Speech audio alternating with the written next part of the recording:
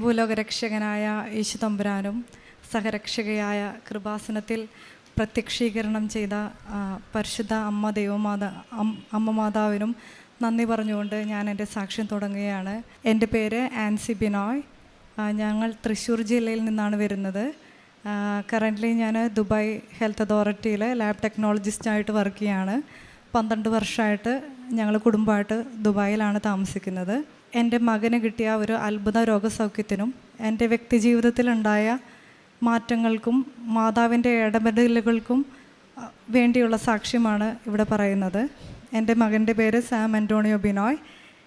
അവനിപ്പോൾ 6 വയസ്സാവാനായി. 2019 അവൻ ജനിക്കുമ്പോൾ അവന് ക്ലെഫ്റ്റ് പാലറ്റും കണ്ണിന് -10.5 പവറും ഉണ്ടായിരുന്നു. അങ്ങനെ 2 കാര്യങ്ങൾ ഒരുമിച്ച് വന്ന് ഞങ്ങൾ മാനസികമായിട്ട് വളരെ തകർന്നു നിൽക്കുന്ന ഒരു സമയമായിരുന്നു. ആ സമയത്ത് ഞങ്ങളുടെ ജീവിതത്തിൽ, പ്രാർത്ഥനാ ജീവിതത്തിൽ വളരെ ഞങ്ങൾ മരവിച്ച ഒരവസ്ഥയിലേക്ക് പോയി. ഞങ്ങൾ പ്രതീക്ഷിക്കാത്ത ഒരവസ്ഥയിലൂടെയാണ് ഞങ്ങൾ പോയിക്കൊണ്ടിരുന്നത്. അങ്ങനെ 8ാം മാസത്തിൽ എൻ്റെ മകൻ കണ്ണട യൂസ് ചെയ്യാൻ തുടങ്ങിയതാണ്. എല്ലാ 6 മാസത്തിലും ചെക്കപ്പിന് പോകുമ്പോൾ ഡോക്ടർമാർ ഒരു പ്രതീക്ഷയില്ലാത്ത രീതിയിലാണ് സംസാരിക്കുന്നത്. കാരണം -20 വരെ മാത്രമാണ് ഒരാൾക്ക് കണ്ണിൻ്റെ പവർ വരാൻ സാധ്യത ഉണ്ടാവുമായിരുന്നുള്ളൂ. അപ്പോൾ ഇത്രയും ചെറുപ്പത്തിൽ -10.5 പവറുള്ള കുട്ടിക്ക് വലുതാകും തോറും അത് പ്രോഗ്രസീവായി കാണിച്ചു. അങ്ങനെ അവന് 3 വയസ്സ് കഴിയുമ്പോൾ -14.5 എത്തി. 2 മാസം കൂടി കഴിഞ്ഞപ്പോൾ 2023 സെപ്റ്റംബറിൽ അവന് കണ്ണിന് സ്ക്വിൻ്റ് വരാൻ തുടങ്ങി. ഞങ്ങൾ അവിടെ കാണിച്ചപ്പോൾ ഡോക്ടർമാർ ഓരോ എക്സസൈസസ് ഒക്കെ പറയാൻ തുടങ്ങി. എന്നിട്ടും സ്ക്വിൻ്റ് കോങ്കണ്ണ് എന്ന് പറയുന്ന അവസ്ഥയാണ്. അത് കഴിഞ്ഞ് എക്സസൈസുകളൊന്നും ചെയ്തിട്ട് ഒരു കുറവില്ലാതായപ്പോൾ ഞങ്ങൾ നാട്ടിലേക്ക് വന്ന് മധുരൈ അരവിന്ദ് ഹോസ്പിറ്റലിൽ കൺസൾട്ടേഷന് പോയി. അവിടെ കൺസൾട്ടേഷന് പോയപ്പോൾ 6 ഡോക്ടേഴ്സ് റെഫർ ചെയ്ത് ആ ഹോസ്പിറ്റലിലെ തന്നെ 6 ഡോക്ടേഴ്സ് റെഫർ ചെയ്ത് ഹെഡ് ഓഫ് ദ സെക്ഷൻ്റെ കയ്യിൽ മകൻ്റെ ഫയലെത്തി. അപ്പോൾ ഡോക്ടർ പറഞ്ഞു, മകൻ്റെ അവസ്ഥ ഞങ്ങൾക്ക് മനസ്സിലാവുന്നത് ഹെവി ഐ സിൻഡ്രോം എന്ന് പറയുന്ന ഒരു അവസ്ഥ അവനുണ്ട് ജനിച്ചപ്പോഴേ. അപ്പോൾ MRI ചെയ്തിട്ട് നമ്മൾക്കത് കൺഫേം ചെയ്യണം. ഹെവി ഐ സിൻഡ്രോം എന്ന് പറഞ്ഞിട്ടുണ്ടെങ്കിൽ കുട്ടിയുടെ കണ്ണിന് ഇപ്പോൾ പ്രായമായിട്ടുള്ള ഒരാളിനേക്കാളും അഡൾട്ടിനേക്കാളും വലിപ്പം കൂടുതലാണ്. അപ്പോൾ കണ്ണിൻ്റെ മസിലുകൾക്ക് അത് ഹോൾഡ് ചെയ്യാൻ പറ്റാത്തത് കൊണ്ടാണ് കുട്ടിയുടെ കണ്ണിന് സ്ക്വിൻ്റ് കോങ്കണ്ണായി മാറുന്നത്. അത് സാധാരണ കോങ്കണ്ണല്ല. ഈ ഒരു അവസ്ഥയിലൂടെ പോകുന്ന കോങ്കണ്ണുകൾ സർജറി ചെയ്താലും അതിൻ്റെ കറക്ഷൻസ് 100% കൃത്യമാവണമെന്നില്ല. അപ്പോൾ ഡോക്ടർ MRI ചെയ്ത് അത് കൺഫേം ചെയ്ത് ഞങ്ങൾക്ക് അവൻ്റെ അവസ്ഥേനെക്കുറിച്ച് ഒരു ഡീറ്റെയിൽ ആയിട്ടുള്ള ഒരു എക്സ്പ്ലനേഷൻ തന്നു. അതിനുശേഷം 3 മാസം ഒബ്സർവേഷൻ ചെയ്തതിന് ശേഷമാണ് മകൻ്റെ ആദ്യത്തെ സർജറി അവർ പോസ്റ്റ് ചെയ്യുന്നത്. അപ്പോൾ ഹെവി ഐ സിൻഡ്രോം കണ്ടുപിടിച്ചപ്പോൾ തന്നെ അവർ 2 സർജറി പറഞ്ഞായിരുന്നു. 2 കണ്ണിനും 1 സർജറി ചെയ്യണം. 1 വർഷത്തിനുള്ളിൽ വീണ്ടും 1 സർജറിയും കൂടെ ചെയ്യണമെന്ന് പറഞ്ഞു. അങ്ങനെ 2024 ഏപ്രിൽ മാസം വരെ ഞങ്ങൾ വെയിറ്റ് ചെയ്ത് കണ്ണിന് സർജറി ചെയ്ത് പിറ്റേ ദിവസം തന്നെ ഡോക്ടർ പറഞ്ഞു സർജറി ഫെയിലിയർ ആയിരുന്നു. ആ സമയങ്ങളിൽ ഞങ്ങൾ വിശ്വാസ ജീവിതം വളരെ തകർന്നിരിക്കുന്ന ഒരു സമയമായിരുന്നു. മെഡിക്കൽ സയൻസിനെയാണ് ഞങ്ങൾ പൂർണ്ണമായിട്ടും ഡിപ്പെൻഡ് ചെയ്തിരുന്നത്. ഞങ്ങൾ പ്രാർത്ഥനകൾ ചൊല്ലുന്നതിനേക്കാളും അപ്പോയിൻമെൻറ്റ് സെക്ഷൻസിന് കൃത്യമായിട്ട് പോകുന്നതിനെക്കുറിച്ചാണ് എപ്പോഴും ഡിസ്കസ് ചെയ്തിരുന്നതും എപ്പോഴും ആലോചിച്ചിരുന്നിരുന്നതും. ഞങ്ങൾക്ക് വിശ്വാസം ഉണ്ടായിരുന്നു. പക്ഷെ ഞങ്ങളുടെ വിശ്വാസം ഇങ്ങനൊരു അവസ്ഥ ചേഞ്ച് ചെയ്യാൻ നമ്മുടെ ദൈവത്തിന് സാധിക്കുമെന്ന നിലയിലേക്ക് ഉയർന്നിട്ടുണ്ടായിരുന്നില്ല. അങ്ങനെ കുട്ടിയുടെ ഫോളോ അപ്സൊക്കെ സർജറിയുടെ കഴിഞ്ഞ് പുതിയ ടൈപ്പ് എക്സസൈസുകളൊക്കെ സ്റ്റാർട്ട് ചെയ്ത് ഞങ്ങൾ ജൂൺ മാസത്തിൽ തിരിച്ച് അവിടേക്ക് പോയി. സെപ്റ്റംബറിൽ ആദ്യമായിട്ട് എൻ്റെ മകൻ സ്കൂൾ ഓപ്പണിംഗ് ആയി. അങ്ങനെ പോയിക്കൊണ്ടിരിക്കുന്ന സമയത്ത് ഒക്ടോബർ മാസത്തിൽ എനിക്ക് പ്രതീക്ഷിക്കാതെ ഒരു ജോലി ട്രാൻസ്ഫർ വന്നു. അപ്പോൾ ഞാൻ ദുബായിൽ വണ്ടി ഡ്രൈവ് ചെയ്ത് പോയിട്ട് എത്തേണ്ട ഒരു സ്ഥലമായിരുന്നു. ആ ഒരു ക്രൂഷ്യൽ മൊമെൻറ്റിലാണ് ഞാൻ കൃപാസന മാതാവിനെ, സഞ്ചാരി മാതാവേ, എൻ്റെ സഞ്ചാരത്തിന് അമ്മ മുന്നിട്ട് വരണമെന്ന് ആദ്യമായിട്ട് ഞാൻ എൻ്റെ വ്യക്തിപരമായൊരു പ്രാർത്ഥന കൃപാസന മാതാവിനോട് ചെയ്യുന്നത്. ആദ്യത്തെ ദിവസം തന്നെ വ്യക്തമായിട്ട് കൃത്യമായിട്ട് പേടി കൂടാതെ വണ്ടി എടുക്കാൻ പരിശുദ്ധ അമ്മ എൻ്റെ കൂടെ വന്നു. അതെനിക്കൊരു ഭയങ്കര ഒരു അനുഗ്രഹമായിട്ട് തോന്നി, അടയാളമായിട്ട് തോന്നി. അതിനുശേഷം ഞാൻ സാക്ഷ്യങ്ങൾ കേൾക്കാൻ തുടങ്ങിയായിരുന്നു. യൂട്യൂബിൽ ഞാൻ പാട്ടുകൾ കേൾക്കും, കഥകൾ കാണും, അല്ലെങ്കിൽ മറ്റു പല കാര്യങ്ങളും യുദ്ധത്തിൻ്റെ ഒക്കെ ന്യൂസ് അപ്ഡേറ്റ്സ് ഒക്കെ കേൾക്കുന്ന ഒരു സമയത്ത് പെട്ടെന്ന് ഞാനത് കൃപാസന മാതാവിൻ്റെ സാക്ഷ്യത്തിനും ഇവിടുത്തെ അച്ഛൻ്റെ ഉടമ്പടി ധ്യാനത്തിനായിട്ട് ഞാൻ മാറ്റിവെക്കാൻ തുടങ്ങി. അങ്ങനെ ഡിസംബർ മാസം, അപ്പോഴും ഞാൻ എൻ്റെ മകൻ്റെ കണ്ണിൻ്റെ അവസ്ഥ മാറാൻ വേണ്ടി പ്രാർത്ഥിച്ചിട്ടുണ്ടായിരുന്നില്ല. ഡിസംബർ മാസത്തിൽ ക്രിസ്മസ് സെലിബ്രേഷൻ്റെ ഭാഗമായിട്ട് ഒരു ഫംഗ്ഷന് പങ്കെടുത്തപ്പോൾ എൻ്റെ കുട്ടിയുടെ കണ്ണിൻ്റെ കുട്ടികളുടെ ഫോട്ടോ എടുത്തതിൽ എൻ്റെ കുട്ടിയുടെ കണ്ണിൻ്റെ അവസ്ഥ വളരെ മോശമായിട്ട് കാണപ്പെട്ടു. എനിക്ക് ഭയങ്കര സങ്കടമായി. അപ്പം ഞാൻ കൃപാസന മാതാവിൻ്റെ അടുത്ത് വ്യക്തിപരമായിട്ട് പ്രാർത്ഥന ചെയ്യുന്നൊരു സമയമായിരുന്നു. ഞാൻ മാതാവിൻ്റെ അടുത്ത് പ്രാർത്ഥിച്ചു. 3 ദിവസം കൂടിയും കഴിഞ്ഞാൽ എൻ്റെ ജോലി സ്ഥലത്ത് ഒരു ഫംഗ്ഷനാണ്. ആ ഒരു നേരെങ്കിലും ഈവനിങ് ആയിരുന്നു ഫംഗ്ഷൻ. എൻ്റെ മോൻ്റെ കണ്ണ് സ്ക്വിൻ്റ് ഇല്ലാത്ത പോലെ അന്നാക്കി തരണേ, മറ്റുള്ളവരുടെ മുമ്പിൽ സ്ക്വിൻ്റിൻ്റെ അവസ്ഥ വരുത്തരുതേന്ന്. അത്ഭുതകരമായിട്ട് ആ ഒരു സാറ്റർഡേ ഞാൻ ഉപവാസം എടുത്ത് പ്രാർത്ഥിച്ചായിരുന്നു. ആ ഒരു സാറ്റർഡേ എൻ്റെ മകൻ്റെ കണ്ണ് ഒരു ദിവസം മുഴുവൻ ഇത്രയും കണ്ണിൻ്റെ ഒരു ബ്ലാക്ക് കളറ് ഒരു ഇച്ചിരി കാണുന്നുണ്ടായിരുന്ന കുട്ടിയുടെ 2 കണ്ണും ഒരേ ഡയറക്ഷനിൽ നിൽക്കുന്നതായിട്ട് കാണപ്പെട്ടു. അതെനിക്ക് വളരെ ശക്തമായിട്ടുള്ള കൃപാസന അമ്മയുടെ അടയാളമായിരുന്നു. ഞാൻ അതിനുശേഷം മാതാവിൻ്റെ അടുത്ത് അവൻ്റെ കണ്ണിൻ്റെ മസിലുകൾക്ക് ബലം കൊടുക്കണമേ എന്ന് പ്രാർത്ഥിച്ച് പ്രത്യക്ഷീകരണ പ്രാർത്ഥനയും രാവിലെയുള്ള അച്ഛൻ്റെ ഡെയിലി ബ്രെഡ് കുറച്ച് നാളുകളായിട്ട് അറ്റൻഡ് ചെയ്യണ്ടായിരുന്നു, ഒക്ടോബർ മാസം മുതൽ. അങ്ങനെ ഞാൻ നവംബർ, ഞങ്ങൾക്ക് 2024 തന്നെ 2025 ആനുവൽ ലീവ് സ്ലോട്ട് ചെയ്യണമായിരുന്നു. അപ്പോൾ ഞാൻ ഇവൻ്റെ അപ്പോയിൻമെൻറ്റിനായിട്ട് ഫെബ്രുവരി ആദ്യത്തെ ആഴ്ചയും പിന്നെ ജൂൺ മാസമാണ് ലീവ് കൊടുത്തിട്ടുണ്ടായിരുന്നത്. അപ്പോൾ 2ാമത്തെ സർജറി ഫെബ്രുവരി മാസത്തിൽ ഡേറ്റ് ഫിക്സ് ചെയ്തിട്ട് ഈ ജൂൺ മാസത്തിൽ ചെയ്യാമെന്നായിരുന്നു അരവിന്ദെന്ന് ഡോക്ടർ പറഞ്ഞിട്ടുണ്ടായിരുന്നത്. ഞാൻ മാതാവിനോട് ശക്തമായിട്ട് പ്രാർത്ഥിച്ചു. അപ്പോഴും എൻ്റെ വിശ്വാസക്കുറവ് അവിടെ ഉണ്ടായിരുന്നു. സർജറി ഇല്ലാതെ സുഖപ്പെടുത്തണമെന്ന് ഞാൻ ഒരിക്കൽ പോലും പ്രാർത്ഥിച്ചിട്ടുണ്ടായിരുന്നില്ല. പക്ഷേ ഞാൻ മാതാവിനോട് പ്രാർത്ഥിച്ചു, കൃപാസന പ്രത്യക്ഷീകരണത്തിൽ സാധിച്ച അമ്മേ, എൻ്റെ മകൻ്റെ കണ്ണുകളുടെ കാര്യത്തിൽ ഇടപെടണമേന്ന് ശക്തമായി പ്രാർത്ഥിച്ചു. പൂർണ്ണമായും എൻ്റെ മകനെ ഞാൻ മാതാവിൻ്റെ അനുഗ്രഹത്തിനായി വിട്ടുകൊടുത്തായിരുന്നു.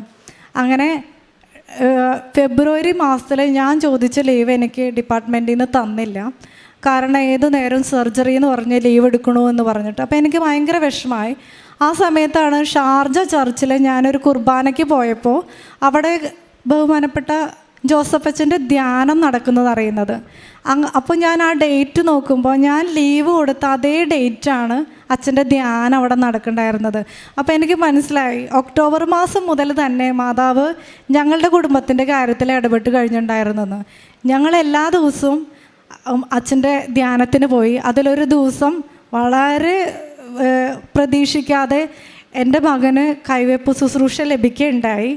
അതിനുശേഷം ഫെബ്രുവരി മാസം അവസാനത്തെ ആഴ്ച 24-ാം തീയതി മുതൽ എനിക്ക് ഒരാഴ്ചത്തേക്ക് നാട്ടിൽ ഫോളോ അപ്പ് അപ്പോയിൻമെൻറ്റിന് വരാൻ വേണ്ടി ലീവ് കിട്ടി. ഞാൻ വരുന്നതിനേക്കാളും മുമ്പ് എപ്പോൾ പ്രാർത്ഥിക്കുമ്പോഴും മാതാവിൻ്റെ മനസ്സിൽ പറയുമായിരുന്നു, 2 സ്ഥലത്ത് ക്രോസ് ചെക്ക് ചെയ്യണം എന്നുള്ള പോലെ അങ്ങനെയുള്ള തോന്നലുകൾ, വേറൊരു ഡോക്ടറെ മാറ്റി കാണിക്കണം എന്നുള്ളൊരു തോന്നൽ.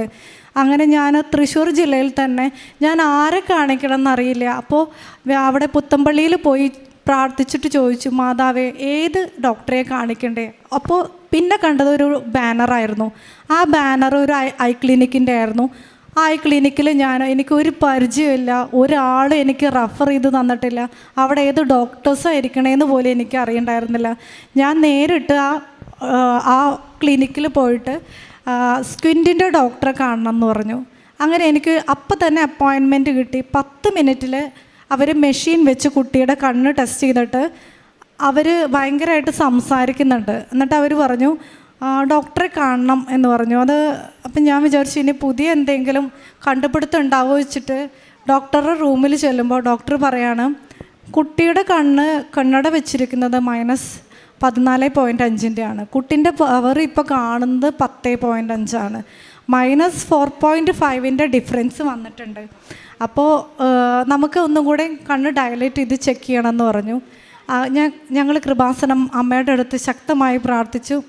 കൃപാസന അമ്മയുടെ അടുത്ത് ഞങ്ങൾ ശക്തമായ മാധ്യസ്ഥം തേടി ഞാൻ ഒറ്റയ്ക്ക് നിന്ന് പ്രാർത്ഥിച്ചു. കാരണം എൻ്റെ വീട്ടിലുള്ള പലരും മെഡിക്കൽ ഫീൽഡിലുള്ളവരായിരുന്നു. അവർക്ക് ആർക്കും മധുര അരവിന്ദ് ഹോസ്പിറ്റലിൽ നിന്ന് അപ്പോയിൻമെൻറ്റ് ചേഞ്ച് ചെയ്യാൻ താല്പര്യം ഉണ്ടായിരുന്നില്ല. പക്ഷേ ഞാൻ മാതാവിൻ്റെ ആ ഒരു ഇൻഡ്യൂഷനായിട്ട് ഞാൻ അവിടെ പോയത് എനിക്ക് വളരെ ഒരിക്കലും ഡോക്ടർക്ക് പോലും വിശ്വസിക്കാൻ പറ്റുന്നില്ല.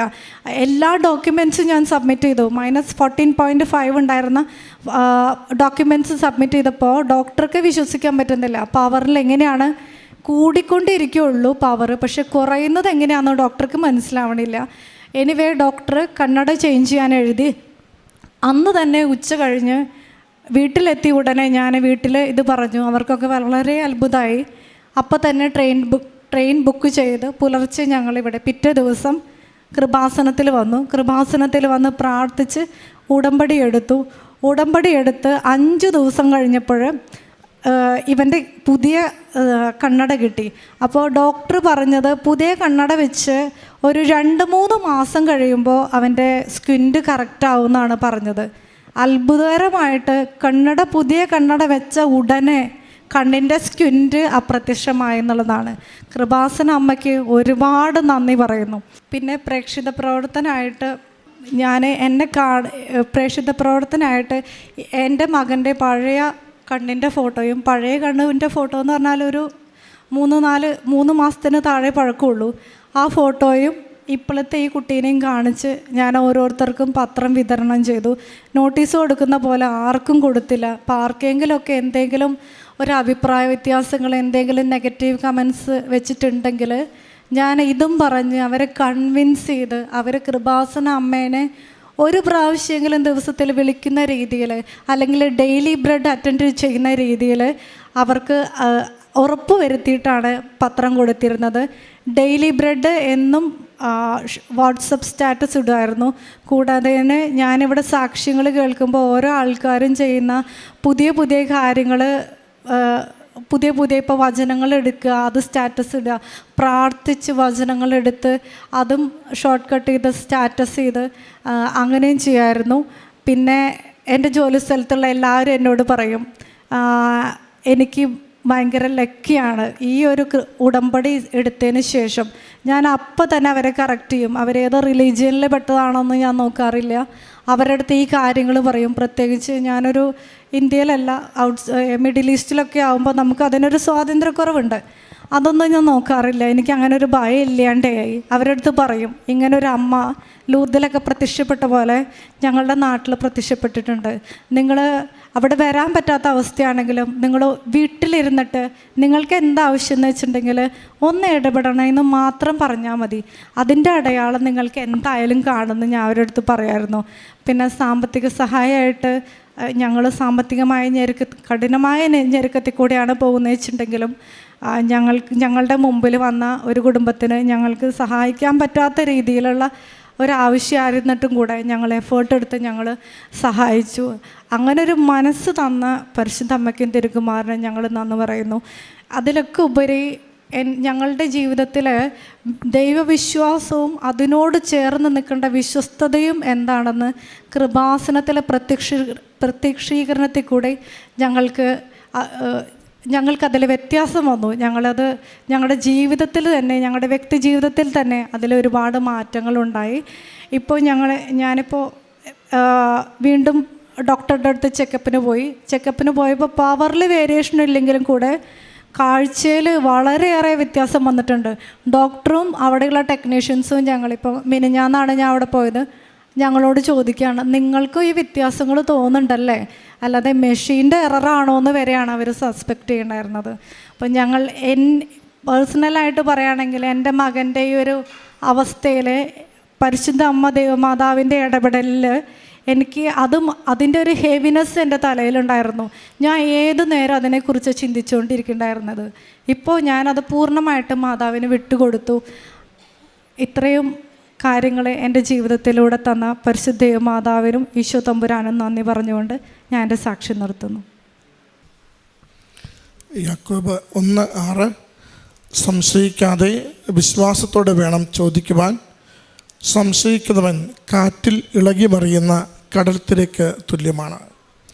ആൻസി എന്ന ഈ സഹോദരി തൻ്റെ കുഞ്ഞിൻ്റെ കാഴ്ചശക്തി വല്ലാതെ കുറയുകയും അത് ജന്മനാ തന്നെ വലിയ ഗുരുതരമായ രോഗാവസ്ഥയായി മാറുകയും ചെയ്ത കാലം മുതൽ ജീവിതമാകെ പ്രതിസന്ധിയിലേക്ക് മാറിയതാണ് സാക്ഷ്യപ്പെടുത്തിയത്. മകൾ പറഞ്ഞു തുടങ്ങിയത് ആത്മീയ ജീവിതം, പ്രാർത്ഥനാ ജീവിതം, ദൈവത്തിലുള്ള വിശ്വാസം അതൊക്കെ ആകെ ഷെയ്ക്കായി, ഒട്ടുമില്ലാതായി, പ്രാർത്ഥിക്കാതായി. അത് എൻ്റെ കുഞ്ഞിൻ്റെ രോഗം, ഉൾക്കൊള്ളാനാവാത്ത കുഞ്ഞിൻ്റെ ഈ ഒരവസ്ഥ എന്നെ വല്ലാതെ ബാധിക്കുകയും എൻ്റെ ജീവിതത്തെ വല്ലാതെ പ്രയാസപ്പെടുത്തുകയും ചെയ്തുവെന്ന ഏതാണ്ട് 6 മാസം 8 മാസം മുതൽ കുഞ്ഞ് കണ്ണട വെച്ച് തുടങ്ങിയതുമാണ്.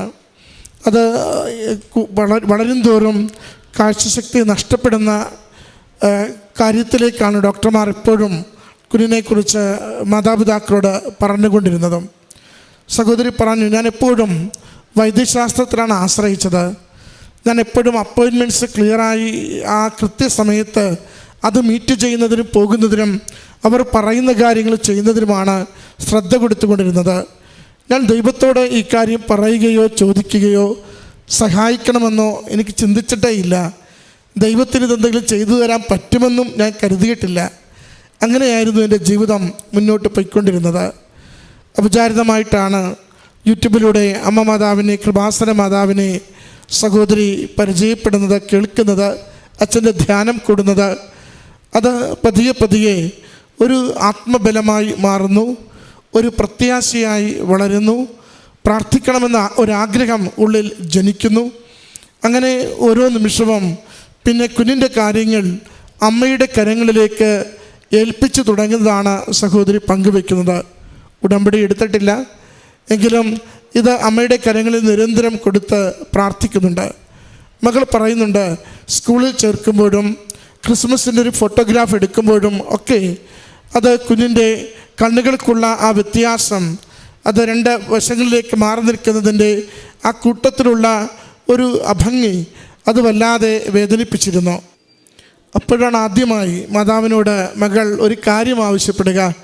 അമ്മ മാതാവ് അടുത്തു വരുന്ന ഒരു പ്രോഗ്രാമിൽ, ഫാമിലി ഗെറ്റ് ടുഗദറിൽ കുഞ്ഞിൻ്റെ ആ ദിവസം മുഴുവനും സംരക്ഷിക്കണം.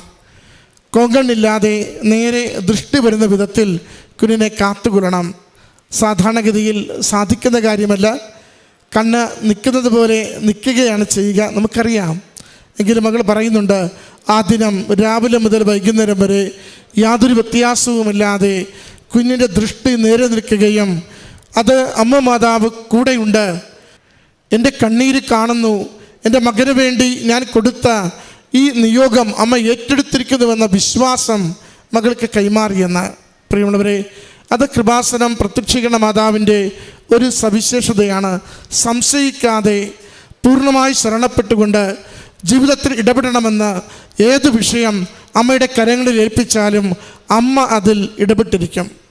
മകൾ പിന്നീട് പറയുന്നുണ്ട്, നാട്ടിലേക്ക് പോരാൻ വേണ്ടി ടിക്കറ്റ് നോക്കുന്നുണ്ട്. പക്ഷെ ഒരു തരത്തിലും ടിക്കറ്റ് അനുവദിച്ച് കിട്ടുന്നില്ല.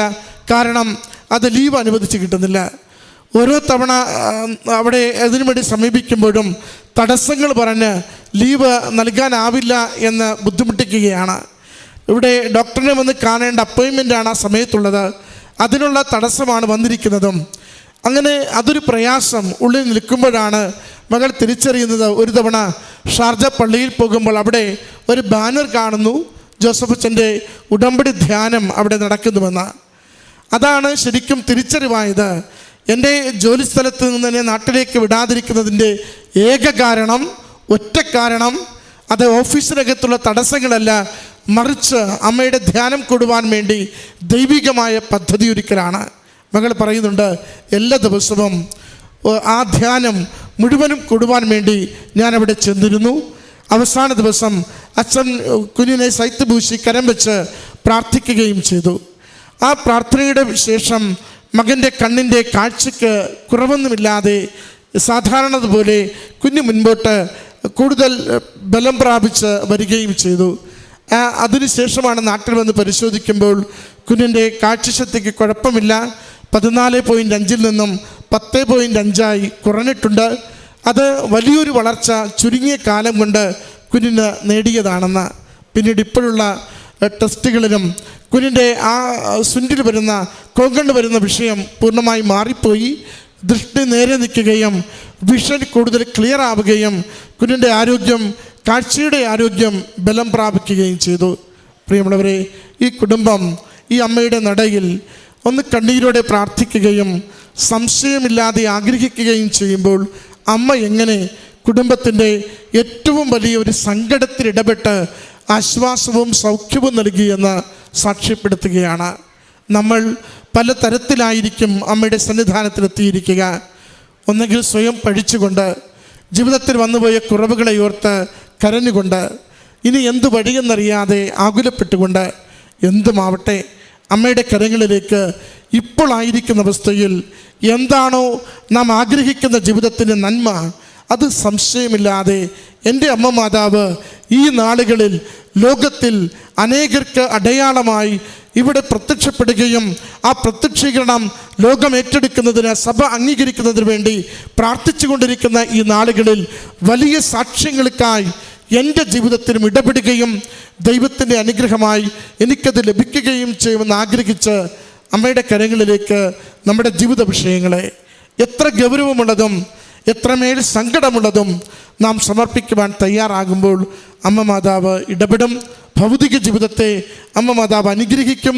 ആത്മീയ ജീവിതത്തെ വിശുദ്ധിയോടെ സൂക്ഷിക്കുവാൻ നമ്മൾ ഓരോരുത്തരും തയ്യാറാവണം. അമ്മയുടെ കൃപയും സമാധാനവും ഈശോയുടെ സംരക്ഷണവും നമ്മുടെ ജീവിതത്തെ കൂടുതൽ കൃപയുള്ള മൂല്യമുള്ള വ്യക്തികളായി വളരുവാൻ സഹായിക്കട്ടെ എന്ന് പ്രാർത്ഥിക്കുന്നു. ഈ കുടുംബത്തിന്, ഈ കുഞ്ഞിന് ലഭിച്ച എല്ലാ നന്മകൾക്കും സൗഖ്യത്തിനും അമ്മ മാതാവിനും ഈശോയ്ക്ക് നന്ദി പറഞ്ഞുകൊണ്ട് ഈ സാക്ഷ്യം കരങ്ങളടിച്ച് നമുക്ക് സമർപ്പിക്കാം. അത്യപൂർവ ദൈവാനുഭവങ്ങൾ ഇനി നിങ്ങൾക്കും സ്വന്തം. ഈ യൂട്യൂബ് ചാനൽ ഇതുവരെ സബ്സ്ക്രൈബ് ചെയ്തിട്ടില്ലെങ്കിൽ ഇപ്പോൾ തന്നെ സബ്സ്ക്രൈബ് ചെയ്യുക. ഈ വീഡിയോ ഇപ്പോൾ തന്നെ നിങ്ങളുടെ സുഹൃത്തുക്കൾക്ക് ഷെയർ ചെയ്തുകൊണ്ട് കർത്താവിൻ്റെ പ്രേക്ഷിതരാകുക.